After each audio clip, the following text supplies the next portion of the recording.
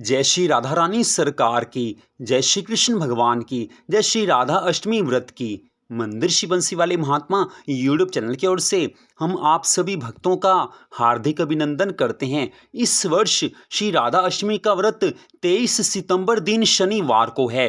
तो भगवान की प्रसन्नता के लिए, श्री राधा रानी जी की प्रसन्नता प्राप्त करने के लिए श्री राधा अष्टमी का व्रत रखना चाहिए। लेकिन एक बात देखने में आती है कि महिलाओं के पीरियड्स कई बार श्री राधा अष्टमी व्रत के समय चल रहे होते हैं, या श्री राधा अष्टमी व्रत के दिन महिलाओं के पीरियड स्टार्ट हो जाते हैं, आरंभ हो जाते हैं, अर्थात मासिक धर्म का आरंभ हो जाता है, या श्री राधा अष्टमी से पहले मासिक धर्म का आरंभ हो चुका होता है। तो उस अवस्था में क्या स्त्रियां राधा अष्टमी का व्रत रख सकती हैं या नहीं रख सकती? अगर रख सकती हैं तो उसके क्या नियम हैं, इसके बारे में सारी जानकारी इस वीडियो में हम आपको देने जा रहे हैं। तो श्री राधा अष्टमी का व्रत भगवान जी की प्रसन्नता की प्राप्ति के लिए रखा जाता है, और महिलाएं श्री राधा अष्टमी का व्रत ज्यादा रखती हैं। तो मान लीजिए किसी स्त्री ने श्री राधा अष्टमी का व्रत रखना है और 1 या 2 दिन पहले से ही उसके पीरियड्स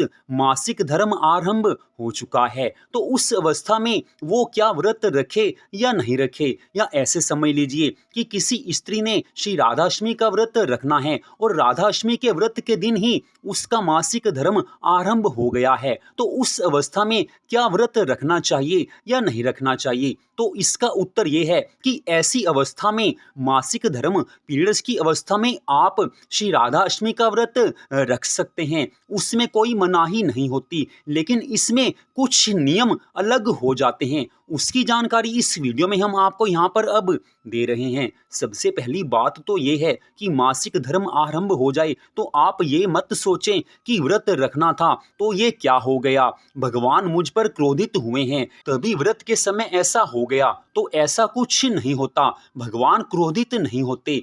पीरियड्स अर्थात मासिक धर्म ये तो एक शरीर का चक्र है, समय के हिसाब से सब कुछ चलता रहता है, तो इसमें कुछ भी गलत सोचने की आवश्यकता नहीं है। ये तो शरीर की एक अवस्था है जो हर महीने आती है। तो अब हम आपको यहाँ पर बता रहे हैं कि ऐसी अवस्था में, मासिक धर्म की अवस्था में श्री राधा अष्टमी का व्रत कैसे रखना है। तो मान लीजिए आपके पीरियड्स पहले से शुरू हो जाएं या श्री राधा अष्टमी का व्रत रखने के दिन ही आरंभ हो जाएं, तो आपने क्या करना है? सुबह आपने नहा धोकर साफ सुथरे कपड़े पहन लेने हैं। जी हाँ, सुबह नहा धो लीजिए, साफ सुथरे वस्त्र पहन लीजिए। उसके बाद बात आती है कि श्री राधा रानी जी का पूजन करना चाहिए, लेकिन इस अवस्था में भगवान को स्पर्श नहीं किया जा सकता, पूजा की किसी भी वस्तु को स्पर्श नहीं किया जा सकता। तो आप अपने घर के मंदिर से कुछ दूर बैठकर भगवान जी का मानसिक पूजन कीजिए, श्री राधा रानी जी का, श्री कृष्ण भगवान का मानसिक पूजन कीजिए। जिस तरह से आप शुद्ध अवस्था में श्री राधा कृष्ण भगवान जी का पूजन करते हैं, वैसे ही इस अवस्था में आप दूर बैठकर मन से ही भगवान जी का पूजन कीजिए, मन से ही भगवान जी की आरती उतारिए, मन से ही भगवान के सामने ज्योत जलाइए, और मन से ही आप भगवान को दूध और फल का भोग लगा सकते हैं। तो सुबह का पूजन आप इस तरह से कर सकते हैं। और मान लीजिए आपके घर में जो और सदस्य हैं उनमें से कोई श्री राधा कृष्ण भगवान जी का पूजन कर सकता है, भगवान को भोग लगा सकता है, तो आप उनसे भी पूजन करवा लीजिए, उनसे भोग आप लगवा लीजिए। लेकिन आपने जो पूजन करना है वो अवश्य करना है, जो आपने मानसिक पूजन करना है उसे आप अवश्य करें। मन से ही भगवान को सुबह दूध और फल का भोग जरूर लगाएं। तो ये तो सुबह की बात हो गई। अब बात आती है कि मान लो सुबह आपके परिवार में किसी सदस्य ने भगवान को दूध और फल का भोग लगा दिया,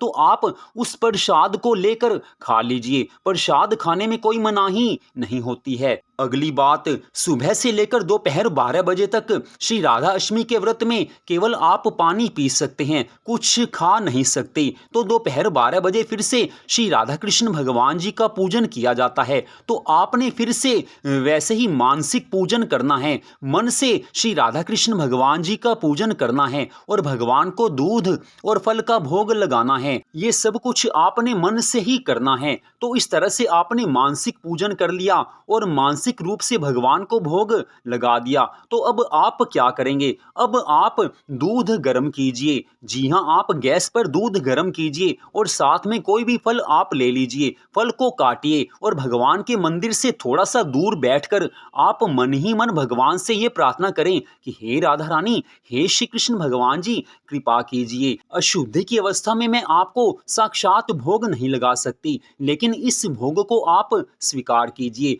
मंदिर से दूर बैठकर ही आपने प्रार्थना करनी है। तो इस तरह से आपने भोग लगाना है, क्योंकि इस समय आपने व्रत खोलना है, इसलिए दूध और फल का भोग अवश्य लगाना चाहिए। तो इसके बाद आपने भोग लगाकर वो दूध पी लेना है और फल खा लेना है। इस तरह से आपका ये व्रत खुल जाएगा। तो आप और जो कुछ भी भोग लगाना चाहें, वो भी भगवान जी को मन ही मन लगा सकते हैं। लेकिन अगर आपके घर में कोई और सदस्य जो हैं, वो अगर भगवान जी को भोग लगा सकते हैं, तो उन्हें चाहिए कि वो अलग-अलग चीज़ों का भोग लगा दें। अगर वो भोग लगा सकते हैं, तो दूध और फल के साथ रोटी सब्जी का, अरबी की सब्जी का, जो कि राधा रानी जी को विशेष प्रिय है, उसका भोग लगा सकते हैं। आप किसी भी सब्जी का, चावल का, दूध का और साथ में मीठे पान का भोग लगा सकते हैं। अगर आपके घर में कोई सदस्य है, तो वो इन चीज़ों का भोग लगा सकता है। तो दोपहर को आपने पूजन कर लिया,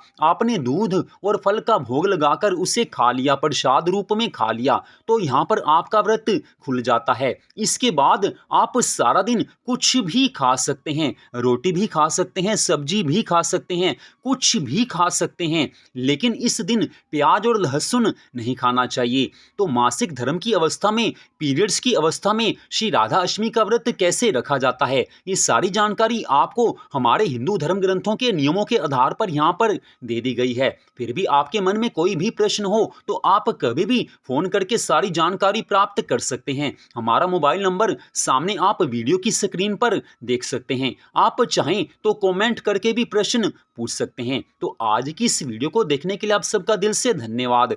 भगवान श्री राधा कृष्ण जी की अनंत कृपा सदा आप सब पर, आपके परिवार पर बनी रहे। इसी मंगल कामना के साथ जय श्री राधा रानी सरकार की, जय श्री कृष्ण भगवान की, जय श्री राधा अष्टमी महोत्सव की, जय श्री राधा अष्टमी व्रत की। जय जय श्री राधे, जय जय श्री राधे, जय जय श्री राधे श्याम।